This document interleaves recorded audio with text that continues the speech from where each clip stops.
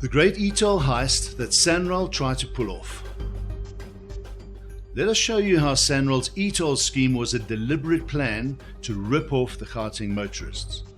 Now, over the 4-year financial period to March 2018, SANRAL's total revenue of 67 billion rand was used to upgrade, maintain and build around 22,000 kilometers, which is roughly 4% of South Africa's proclaimed roads. And SANRAL gets its money from two main sources. The first of these is government grants, which accounts for about 48% of their income during this period and is used to manage around 86% of their road network. And 13% of their road network is financed through conventional tolls, and these are the boom down tolls that have 100% compliance, which you see on the long distance roads at the toll plazas.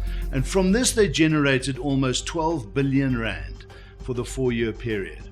That's around 17% of their revenue, and this is where it gets very interesting. The last 1% of SANRAL's road network is the 186 kilometers of Gauteng's freeways, where their grossly inefficient drive now pay later e-toll scheme invoiced Gauteng motorists a massive 23 billion rand, which makes up 34% of their revenue. Now let that sink in for a moment. SANRAL invoiced and wanted 34% of their revenue to be paid from just 1% of their road network users.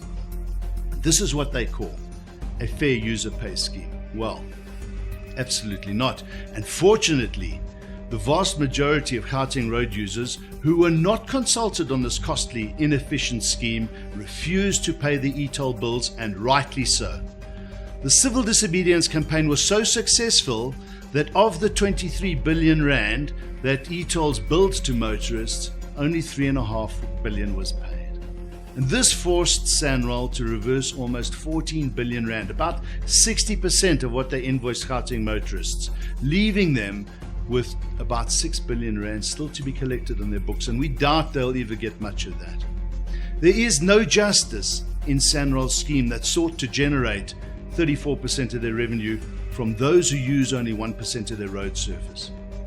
And you know, political agendas will try and claim success for the demise of e-tolls, but it was actually the civil disobedience campaign by Gauteng motorists that has brought government to its senses on this e-toll scheme and brought the scheme to its knees. And we salute those motorists and businesses who used their power constructively and halted an irrational policy in its tracks.